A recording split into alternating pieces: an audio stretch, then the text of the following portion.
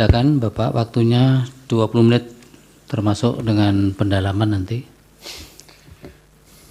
Assalamualaikum warahmatullahi wabarakatuh. Selamat pagi, salam sejahtera buat kita semua. Om Swastiastu, Namo Buddhaya, salam kebajikan, salam sehat kita semua. Yang saya hormati Ketua MK, Wakil Ketua MK dan seluruh Majelis Hakim Mahkamah Konstitusi, yang saya hormati pemohon, termohon, pihak terkait, dan hadirin yang saya muliakan. Izinkan saya menyampaikan pokok persoalan yang sebenarnya menjadi kajian kami juga di Lab Psikologi Politik. Pertanyaan, seberapa jauh sebenarnya dampak dari apa yang disebut dalam akademik disebut dengan social assistance dengan seluruh variannya, mungkin ada yang menyebutnya social aids, ada yang menyebutnya safety net, atau cash transfer, dan seterusnya terhadap perilaku pemilih. Apakah betul bahwa instrumen itu mampu mempengaruhi perilaku pemilih? Kalau kita letakkan dalam konteks suatu negara sedang ada peristiwa pemilihan umum.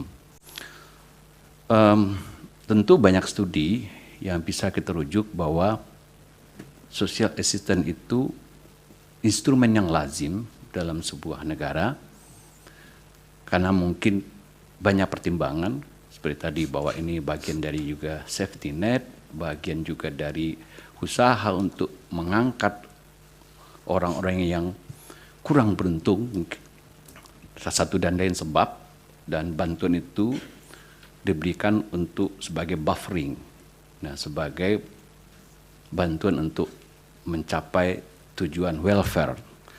Nah, tapi di lain pihak memang secara politis ini problematik. Karena tentu yang punya otoritas untuk menyalurkan ini adalah petahana tentunya. Dan ini tidak dimungkinkan oleh kontestan lain yang tidak dalam posisi petahana. Nah, banyak studi-studi memperlihatkan, terutama mungkin yang sering dikutip, studi Stokes itu, bahwa yang dia memakai istilah clientelism politics, artinya bahwa instrumen dukungan yang dipakai sedemikian rupa, direkayasa sedemikian rupa, dimanipulasi sedemikian rupa untuk mempengaruhi pemilih. Nah tentu timing penerima manfaat bisa diarahkan supaya menguntungkan pihak yang memberi itu. Dalam konteks ini biasanya yang sering distudi adalah petahana atau partai-partai politik atau calon-calon yang satu kubu dengan petahana. Nah ini yang disebut dengan clientelism politics. Nah sebenarnya untuk konteks 2024 ini, karena ini menjadi perbincangan hangat, memang bagus kita melakukan studi yang betul-betul komprehensif. Jadi kita kumpulkan data dalam satu titik waktu secara longitudinal, survei eksperimental, tapi itu mahal sekali. Nah kami tidak punya dana untuk itu.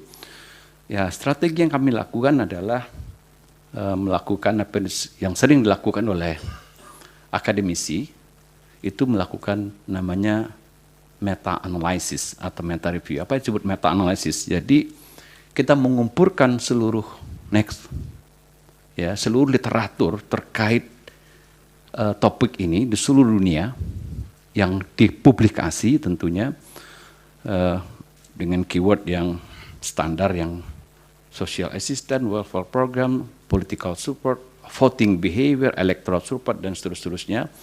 Bagaimana impact-nya terhadap voting, kita kumpulkan, terus kita analisis. Lanjut aja Pak. Ya, kami berhasil menemukan studi yang relevan itu sekitar 1081 studi di seluruh negara. Kami sisir lagi mana yang sebenarnya diindeks secara 2 kali, begitu ketemu 734 studi. Setelah itu kita lihat lagi, kita kerucutkan yang mana yang paling relevan, ketemu 83, dan yang paling kuat itu 10 studi yang paling kuat menggambarkan fenomena ini. Nah, apa yang kita dapatkan dengan, saya kira ini, terus Pak, ini saya cepatkan saja, ini terlalu teknis, langsung ke hasil. Jadi setelah ada 77 studi yang dari Scopus, kami lanjut, ini mungkin, nah, mungkin masuk ke kajian lebih lanjut, saya kira.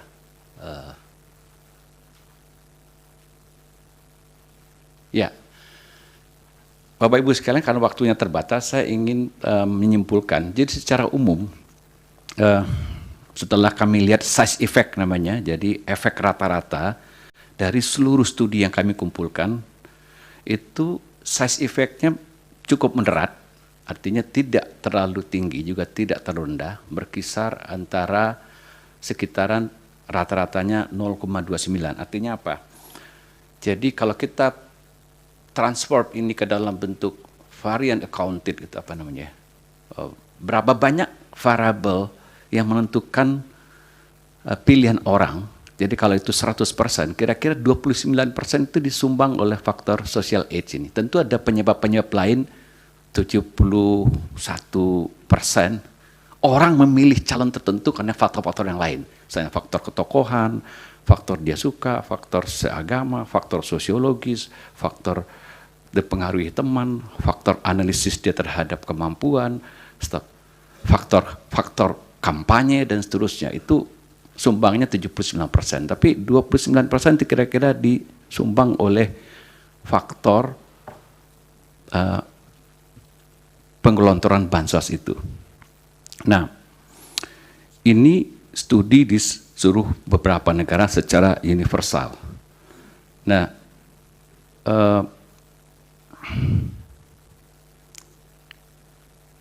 jadi kalau kita lihat misalnya studi di Nigeria, itu mungkin bentuknya lebih dramatis. Di slide saya ada peningkatan dukungan politik terhadap partai berkuasa. Nah, ini hampir 92%, 96% mengatakan, ya kami memilih petahana ini karena menerima bansos. Jadi ini studi di Nigeria. Jadi conditional cash transfer itu mungkin kalau kita BLT itu. Jadi semakin banyak BLT itu semakin puas terhadap petahana, semakin menyukai, petahana dievaluasi positif. Bahkan dalam beberapa studi digambarkan petahana dianggap punya good deed gitu, seperti Sinterklas gitu, dan membuat publik suka, dan itu membuat dia dipilih lagi. Nah, mungkin kenapa politisasi bansos ini menjadi problematik dalam konteks demokrasi kita hari ini? Karena satu, bahwa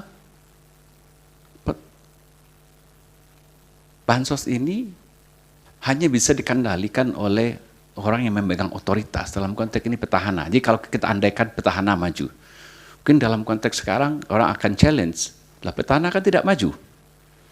Tapi ada istilah teman saya, setengah petahana begitu. Setengah petahana, bercandanya begitu. Jadi anaknya yang maju.